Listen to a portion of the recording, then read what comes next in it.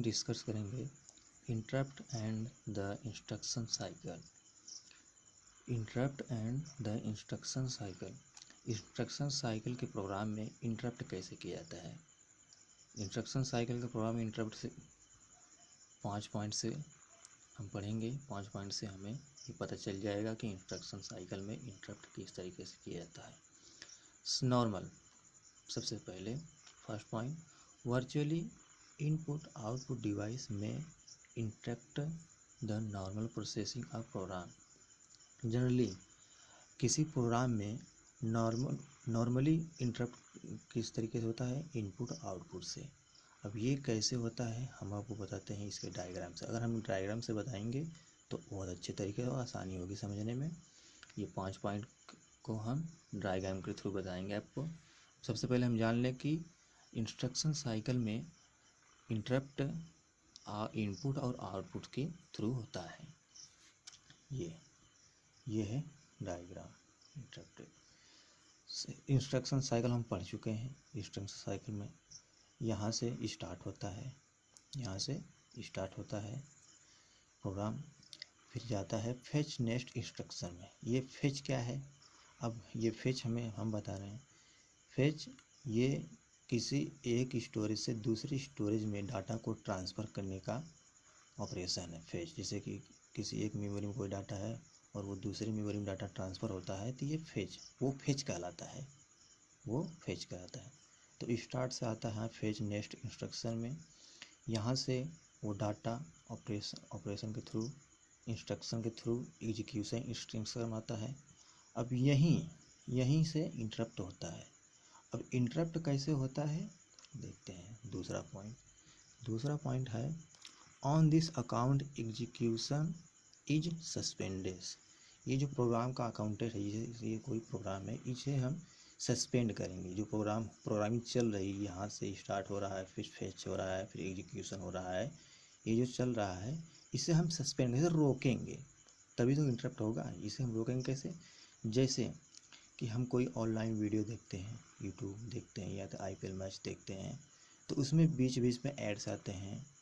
तो वो एड्स आते हैं तो हम मैच को या उस मूवी को कोई भी उसे हम वो हमारा रुक जाता है। उसे हम रोक के हम एड्स देखने लगते हैं, वही होता है इंटरप्ट। जैसे कि ये जो प्रोग्राम चल रहा है हमारा, यहाँ पे इंटरप्ट हो रहा है। अगर हम इसे कोई और इनपुट दे दें, उसे कि इनपुट ये डालते हैं, आउटपुट ये निकलेगा, तो हमारा ये जो प्रोग्राम है ये तो रुक जाएगा ना। जैसे कि एग्जांपल के थ्रू हम कोई काम करते हैं घर पे बैठे हुए, हमारे माता पिता आते हैं और बोलते हैं कि बेटा ये काम अभी बाद में करना, ये काम पहले कर लो, ये ज़रूरी काम है। तो हम अपने माता पिता की बात मानकर अपने काम को रोक देते हैं। उसके बाद उनके काम को करके फिर अपना काम करते हैं। यही सेम सिचुएशन यहाँ भी होती है।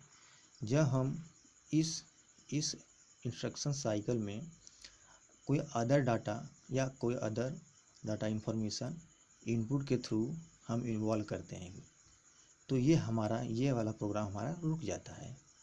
अब ये वाला प्रोग्राम हमारा रुक जाता है। अब देखते हैं तीसरा है कंट्रोल गेट ट्रांसफ़र। जब हम इंटरप्ट करते हैं, जब हम प्रोग्राम को इंटरप्ट करते हैं तो जो कंट्रोलर है, जो प्रोसेसिंग करता है कंट्रोल के थ्रू, वो हमारा ट्रांसफ़र कर देता है। इससे रोक के हमारा जो हमारा नई इनपुट दिया रहता है उसे ऑपरेशन करने लगता है। तो उसे ऑपरेशन करने लगता है तो यहाँ आता है, अगर स्टार्ट होता है फिर फेच होता है, फेच के बाद यहाँ एग्जीक्यूशन इंस्ट्रक्शन में आता है। अगर हमारा प्रोग्राम इंटरप्ट होता है तो इधर चला आएगा, अगर हमारा प्रोग्राम इंटरप्ट नहीं होता है तो ये हाल्ट में चला आएगा। यह है फेच साइकिल, यह है एग्जीक्यूट साइकिल, यह इंटरप्टेड इनेबल है। जब हमारा प्रोग्राम इंटरप्ट हो जाएगा तो जो इनेबल होगा तो यहाँ आएगा, अगर नहीं होगा तो यह हाल्ट में आएगा। ठीक है। अब अगर मान लीजिए हमारा प्रोग्राम इंटरप्ट हो गया तो यहाँ चेक फॉर इंस्ट्रक्शन में आएगा। अगर चेक फॉर इंस्ट्रक्शन में आएगा तो ये यहाँ से फिर स्टार्ट पे आएगा, फिर यहाँ से स्टार्ट में फिर ऐसे चलेगा। फिर अगर हमारा ये चौथे चलते हैं, on completion of interrupted resume the execution. अगर हमारा इंटरप्टेड कंप्लीट हो जाता है, अगर हमारा इंटरप्टेड कंप्लीट हो जाता है, वो वापस उसी प्रोग्राम पे आता है जो हमारा पहले का प्रोग्राम। जैसे कि हम कोई काम, उस काम को रोक के फिर अगला काम करके फिर हम वो काम कर सकते हैं, तो वो हम काम फिर करते हैं।